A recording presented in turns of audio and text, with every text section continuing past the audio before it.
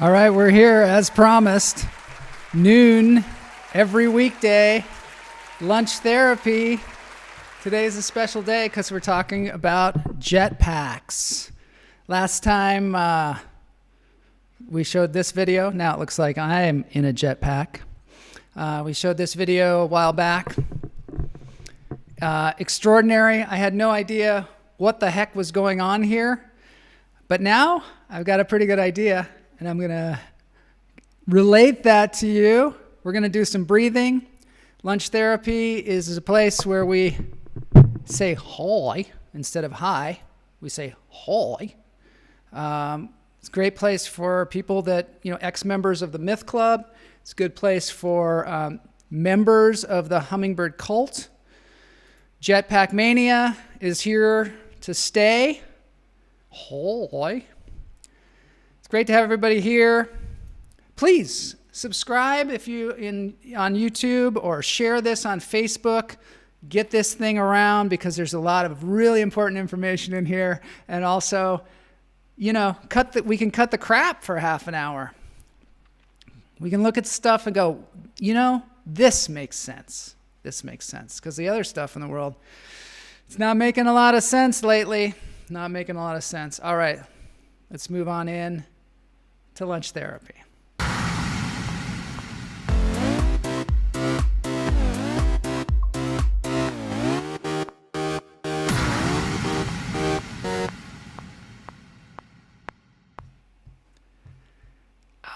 So here we are, the nomadic ambiance. I've been into this YouTube channel called Nomadic Ambiance.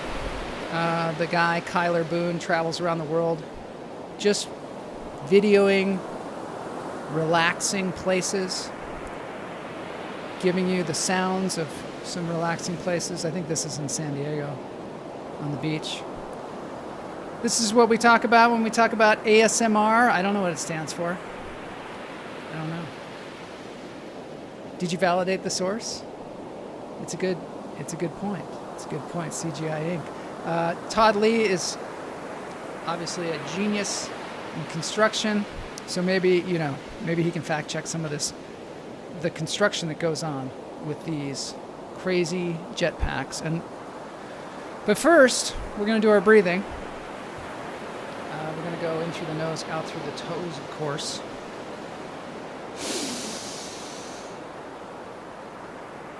Hold it.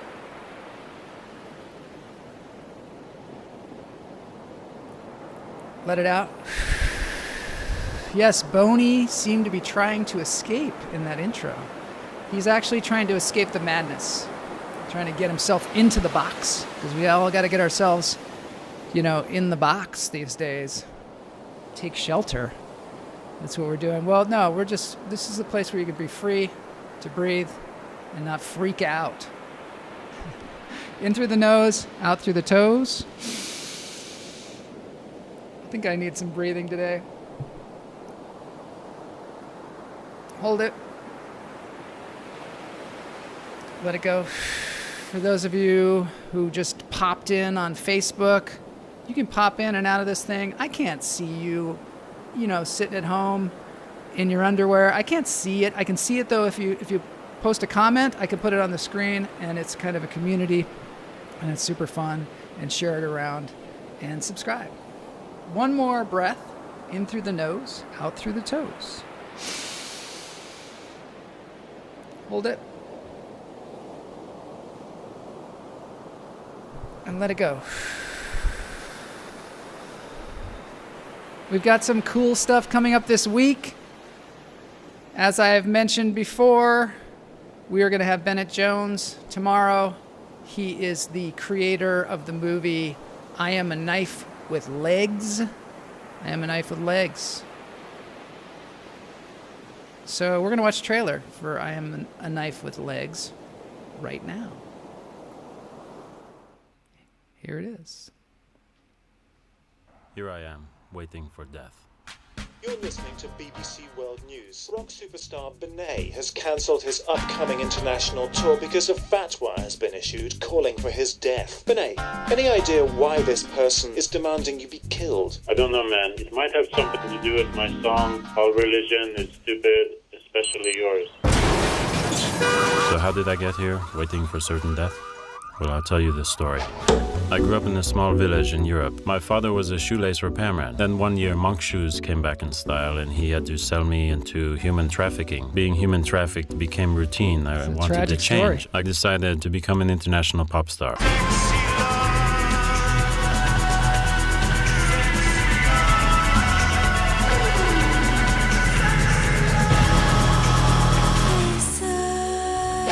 You know, someone once said that grief is like a spiral. I think it's like a spiral notebook. I understand you aren't hiding in a safe house at present. Yeah, it's not so bad. There's a pretty good Vietnamese restaurant on Sunset around the corner right across from the Tropical. But what about a throwing star, man? It's possible that this SSN will be using throwing stars. Will you take one for me?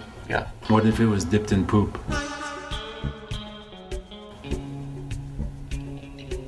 Poop. Maybe we got to start working on a strategy. What's our strategy? Well, All right, so there is the trailer for I Am a Knife with Legs. So tomorrow we're going to have a knife with legs come to the show. He's going to tell a crazy story because he's a crazy storyteller, as you can tell. He might be crazy, you know? Who knows? It's hard to tell these days. Then on Thursday, if that's not enough, we're going to have Jason Stewart live in studio. Well, not in studio, but live through Zoom. And he is going to be talking about his show, which is on Amazon, Smothered. We're going to show a trailer for that too, because that's, really cool as well. I think that you'll like this because it's hilarious. That's what I think. Jason Stewart, Mitch Hara, here they are. Smothered. It's available on Amazon.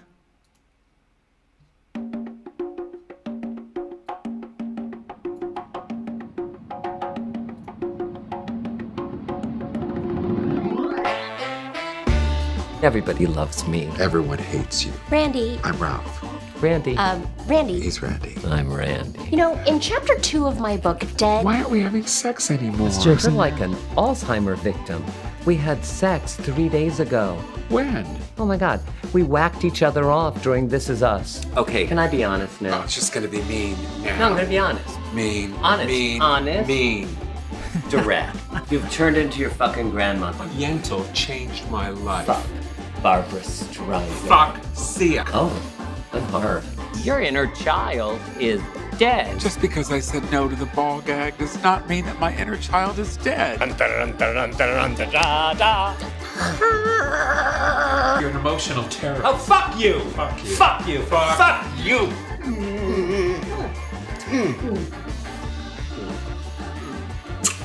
Okay, how do you feel right now? Hey! Wait. Okay. He could have the cottage in Big Bear. I am not living in the fuck. Dr. Woods! Dr.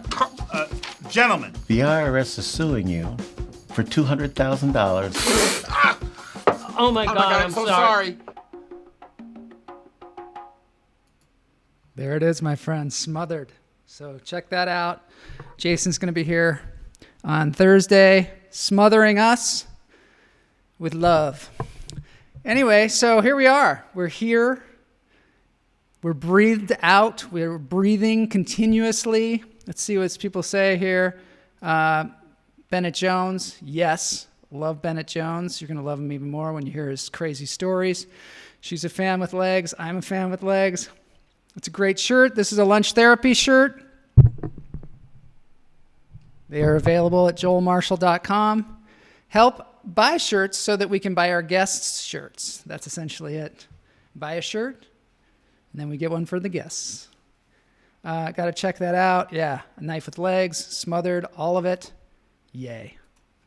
All right, so a couple of weeks ago, Tom Kearney was on here telling his crazy story. And he said something to me that just really kind of stuck in my head. And here he is. This is a replay. It's a replay. Did you hear about this guy? These pilots were coming in to LAX and they're saying, "Yeah, we just passed some guy on a jetpack." Did you hear about this? No. It's like these guys up at like 3,000 feet in the air going on a jetpack, going past airplanes. And it wasn't just the one airplane that saw him; another one saw him too. Do they have video of this, or is it just one of those? I don't think they do, but they have it on. They have the recording of like That was supposed to happen. So, yeah. So he said that there was like a jetpack that went flying by this jet at LAX at 3,000 feet, and I actually have the recording of the pilots. So I'm going to play that for you now. We just saw the guys pass by us jetpack. JetBlue 23, use caution. Person in a jetpack reported 300 yards south of the LA final at about 3,000 feet, 10-mile final.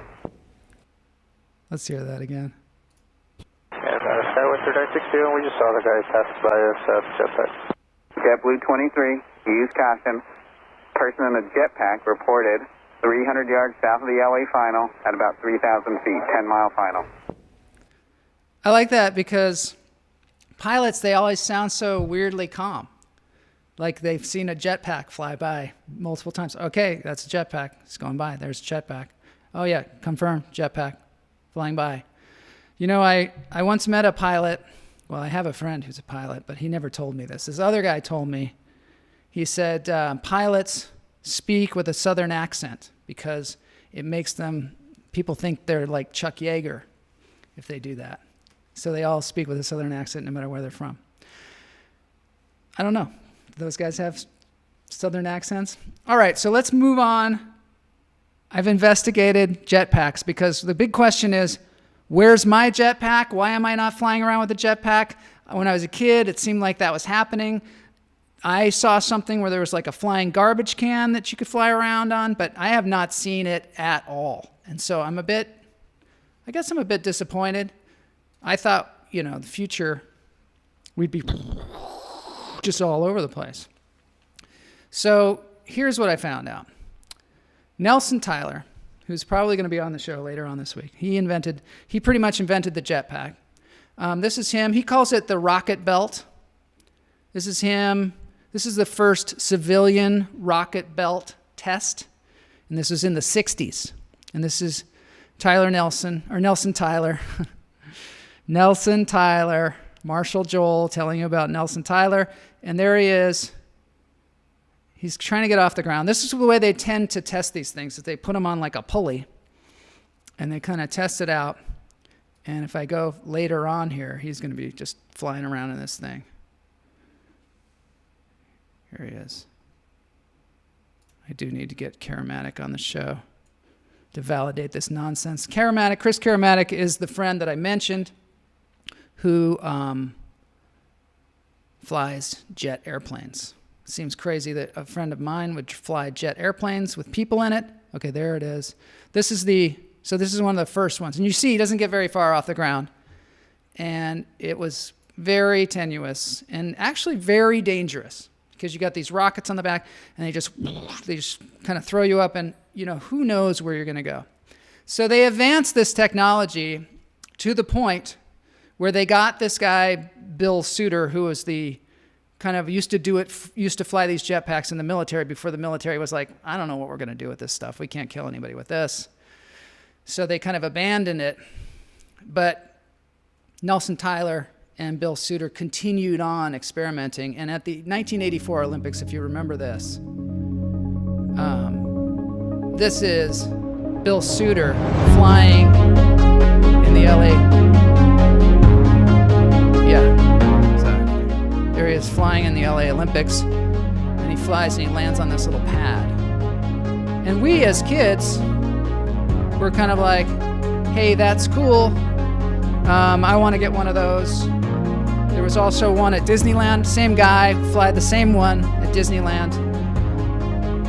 Let's see what Joe Thornton says. They used to feature these things on Lost in Space. That's, a lot of the guys that work on jetpacks, which there are not a ton of them because it's so dangerous, they cite Buck Rogers in the 21st century as their inspiration. They saw Buck Rogers flying this thing, and they were like, I gotta fly one of these things too. How do I get one? They realized there wasn't one, and so they had to make them themselves. You know, sometimes when there isn't one, you have to make them yourself.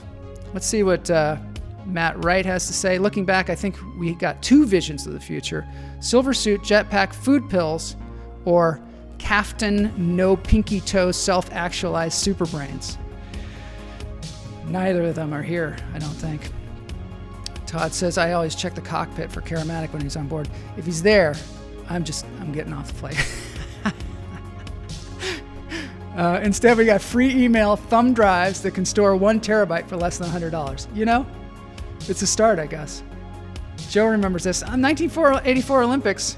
Doesn't seem like that long ago, does it? Well, for me at least. I remember I was working in a movie theater, and one of the guys working with me, he decided to drive his Toyota truck down to Los Angeles to go to the Olympics. And he didn't have any food, just had enough money for gas. So he filled up a garbage bag full of popcorn, full of old popcorn from our movie theater, and drove down there. And he lived, subsisted only on popcorn the whole time. Moving on. So this kind of, was the end. This was sort of, it seems like the beginning of flight and jetpacks. And I think that's why we were like, wait a minute, remember jetpacks? Why don't we have those yet? Because back then it seemed like we were almost there. We were going to be, riding these things like motorcycles, just flying all over the place, like Rocket Man or something. There's that movie Rocket Man, but then nothing for, 30, 40 years, just seems to be nothing. And then, all of a sudden I'm talking to Tom Kearney, and he's telling me... JetBlue 23, use caution. Person in a jetpack reported 300 yards south of the LA final at about 3,000 feet, 10-mile final. So all of a sudden I'm like, wait a minute. This is not happening because they were promised, and it's impossible, right? It's impossible. But it turns out in the last, say, 10 years, they have picked this thing up again. One of the guys that, really got into it was this guy, David Mayman. And David Mayman is I must say, is a bit of a lunatic. Yeah, just popcorn. Yeah, that would not be good but we were in our 20s, so you could probably eat nails the whole time and you'd be fine. So we weren't even in our 20s. I think we were like 18 maybe. So you can just eat anything when you're 18. You just pile it on. Doesn't matter. Food combining, nothing. Doesn't matter.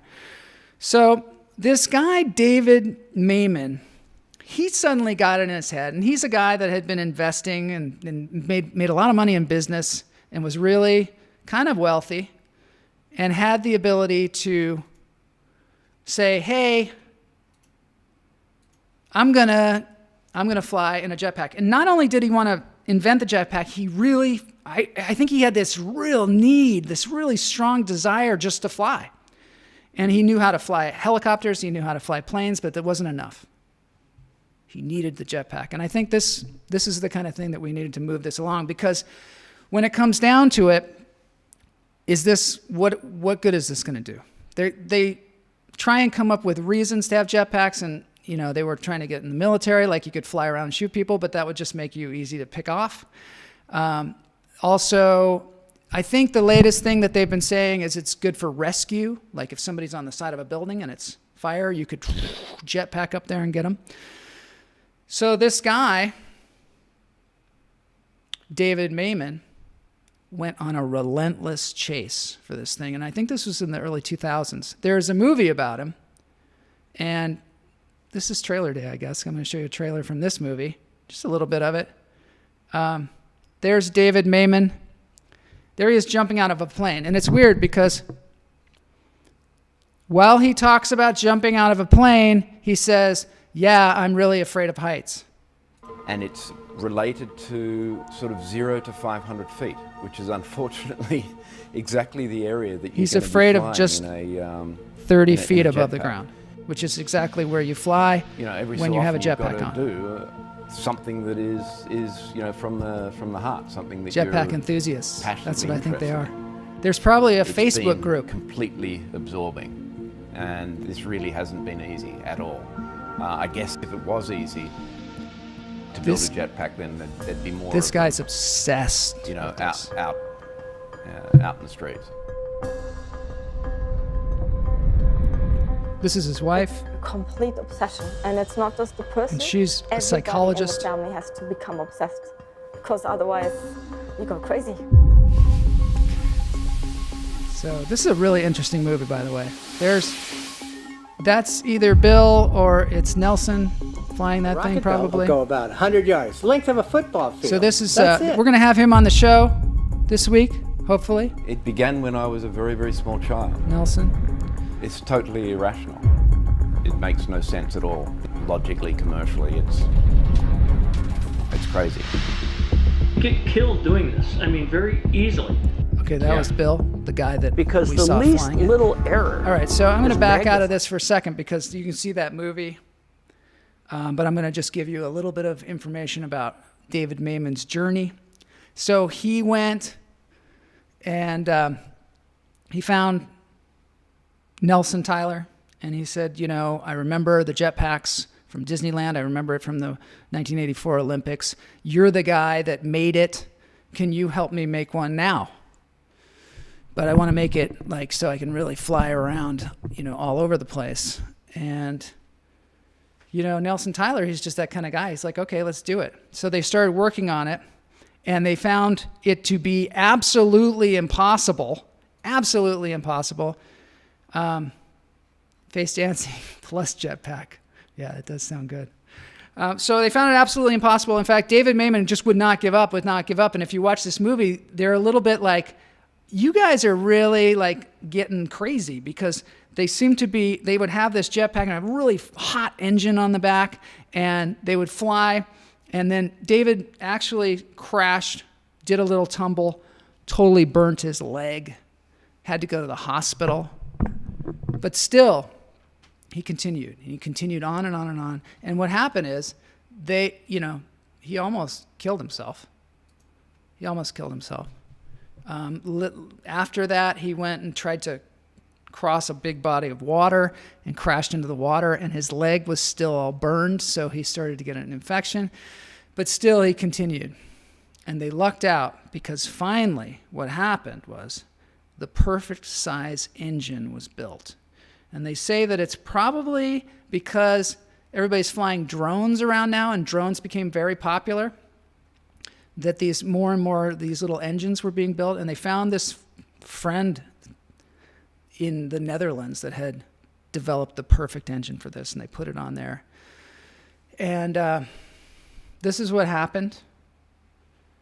David Mayman, as nuts as he seems, he then did this. He went to New York City. This is from the movie, Oh, This Guy. And this is the maiden flight of the personal jet flat pack, which is made by Jetpack Aviation. And here he is. He's flying all around the Statue of Liberty. I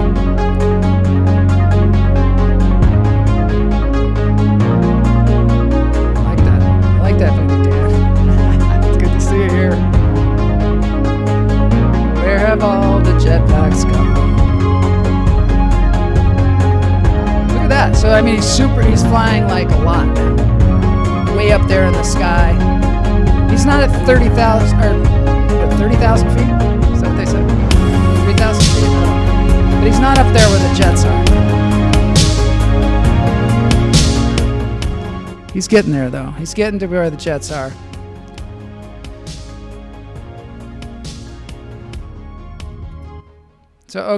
So now he accomplished that. They now have a jetpack. You can even go to Jetpack Aviation, go to their website, and you can even take jetpack lessons now. Which, maybe I don't know, maybe once I talk to Nelson Tyler, maybe you can hook me up with some jetpack lessons and we can, film it for the show. Probably not though, because I'm afraid. I'm very, very afraid of that. Big fan of Eddie Money though, as Todd Lee says. Okay, that's what's going on with that. And actually, what's next with them? I'll save that for the end of the show. But we now have to talk about Richard Browning, because at the same time all of this was happening, another guy got it in his head that he wanted to fly around. And I think a lot of the renewed interest in this comes from Iron Man. All these Iron Man movies where he's flying around in that suit. My wife's scared that I'm going to put on one of these suits.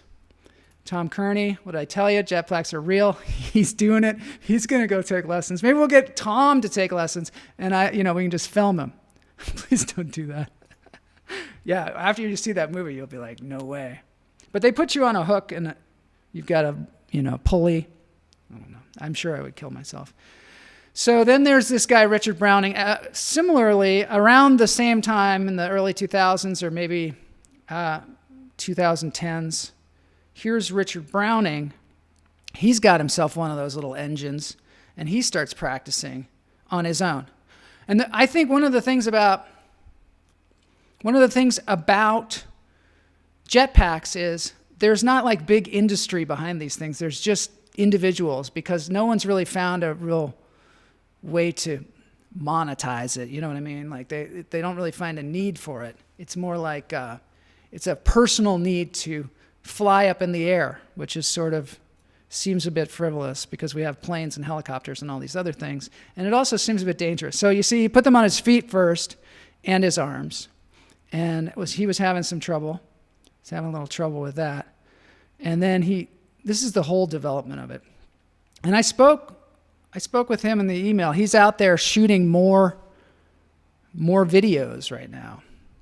And he said, go ahead and show these videos on your show because they're fun, right? So he just keeps getting better and better. Impossible potential. Possible is temporary. Impossible is nothing. This is the mindset that these people get in. Jetpacks next. Jetpacks next. Yeah. Let's see what aliens, bro. Tom Kearney says. Yeah. So this guy works out really hard to be able to fly this thing because it's really hard when you got those rockets on your arms. Yeah. But that's another thing. In one of these test things, one of the guys, Bill Suitor, he's like, oh, I'm fine. And they're like, your hair is all burnt. It's true. It's dangerous. Don't be doing this at home. You go to one of those wingsuits, wingsuit places and just blow around in a giant fan. Yeah, you could do that. I like the jumping. Yeah, it's fun. He's going to pull a Hemi. I'm going to strap on leaf blowers to my arms and legs. Oh, don't you do it. So it evolved. And now this is where he is, Richard Browning, flying. This is him flying. He's chasing a drone around. There he is. And the thing about these people is they don't just build these things. They get in them because there is like a deep-seated desire to do this.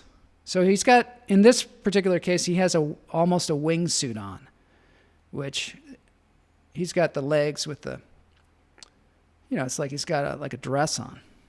And he's just flying around he's like a flying squirrel, I guess. He's a lot like a flying squirrel. We can learn a lot from squirrels, of course, as we do on this show many times. Yeah, so he's flying around. Here's another one. Let's see here. Right, it's flashing green. So in this one, he's flying to an aircraft carrier. So off the coast of Washington. See? Nearby the Washingtonians. So I guess he gets a little bit more.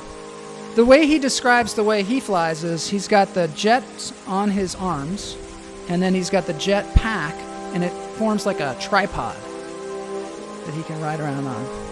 And this is incredible, right?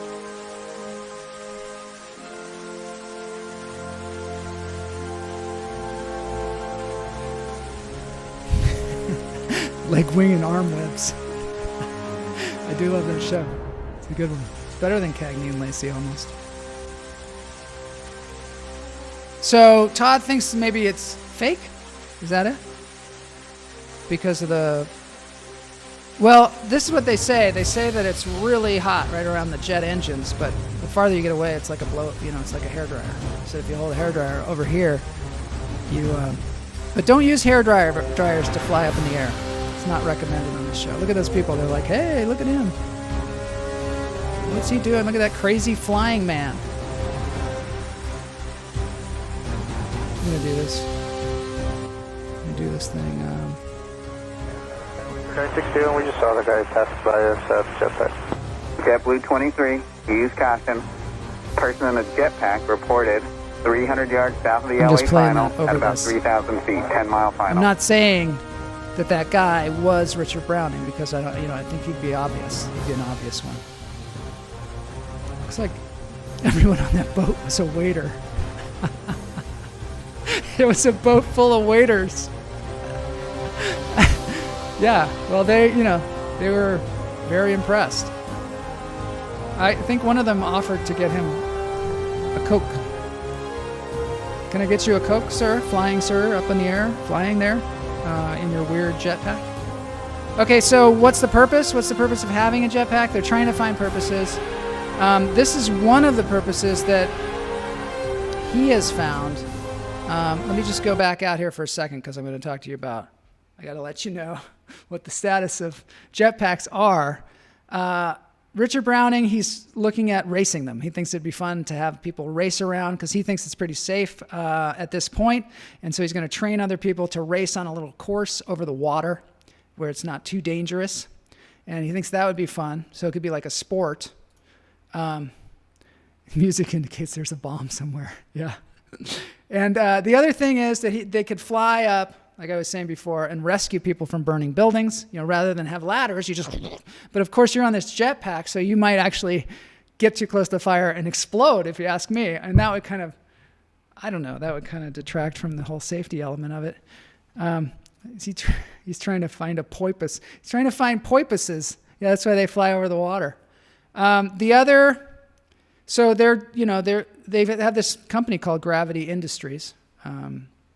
That is Richard Browning's one, and they go around. They make money though. There was like a millionaire guy from New York City who came in and bought one. You can buy one for $500,000, and there's a video out there where he's he bought this thing for $500,000, and then he's trying to fly it, and it's hard. It's not easy to fly that one. You need to be like a gymnast. Okay, so here's one of the other things that he's talking about, which is a gravity rescue. And you see, this is so. Let's say there are some people. They're usually pretty specific situations. But let's say you're in a natural disaster area, and there's some people stuck somewhere, and you're not Sean Penn. Sean Penn, goes around in a boat and saves people, but you could fly in there just like Iron Man. And here he goes. Here he goes to save people. This requires some music too, I think, right? I like this one. It's a weird song.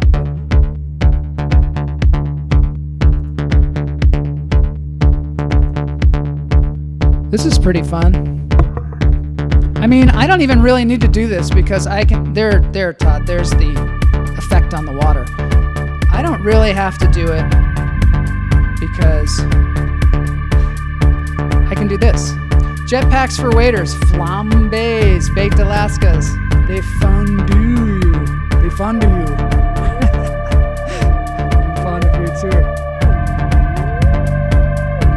Okay, so there's another purpose. You go in there and you rescue people. They're like, oh, Iron Man's here. This is a simulation. I believe this is a simulation. I don't think this is a real rescue. You'd really have to be kind of ready, at the ready. right, and then one other thing that's going on is, we got to go back to Jetpack Aviation, which were the original people we were talking about.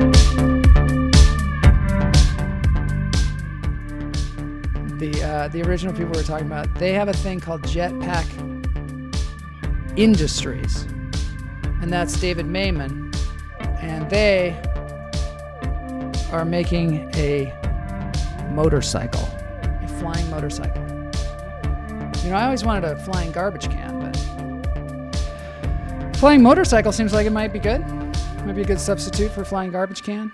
Here they are, Jetpack Aviation. This is their dream lately. Of course, once they make this thing, they're hoping to make this in the next couple of years or so.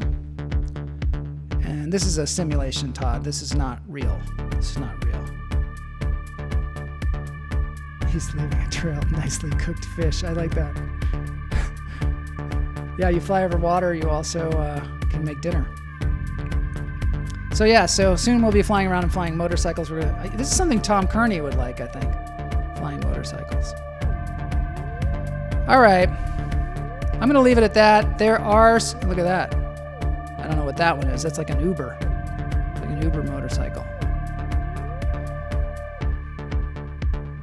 I don't know. It's nuts. I don't know what that sound was. So that has been our show on jetpacks.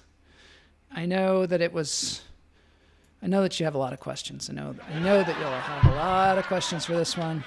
But thank you very much for joining me for Jetpack Tuesday. I probably am going to have Nelson Tyler on the show this week. But tomorrow, Knife with Legs is coming in to tell a crazy story. I've got a dance break for y'all. And I hope that you will enjoy it because it is a guy called Mesa Rider. He's from Japan. I found his awesome video of him playing the classic Blackbird by the Beatles. And I just find him very interesting. He didn't have a billion hits or anything like that. There were some people who watched the video, and now there will be some more people who watch the video. Here he is. Mesa Rider. Drinking a glass of water. Getting ready. Turning it up. Blackbird singing in the dead of night. Take these broken wings and learn to fly all your life. Only waiting for this moment to Everybody loves the song, of course. Except Todd Lee, who has no emotions whatsoever. Blackbird singing in the dead of night. Take these sunken eyes and learn yourself to see all your life. I'm not going to talk through this thing. You were only waiting for this moment to be free. Blackbird fly, blackbird fly into the light of a dark black night. I hope I distracted you enough with jetpacks Blackbird singing in the dead so that your mind will wander away while you're watching some horrible news show today, and you'll be like, at least we have jetpacks. All your life,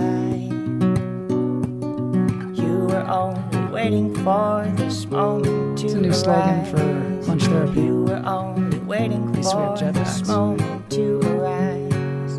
Blackbird fly. All right, heading out. Lunch therapy tomorrow. We're all gonna have knives for legs. No, we're all gonna have legs. Into the light of a I don't know. We're gonna meet the knife with legs. You're welcome, Ganelle. Thanks for being here, everybody. Makes it super fun.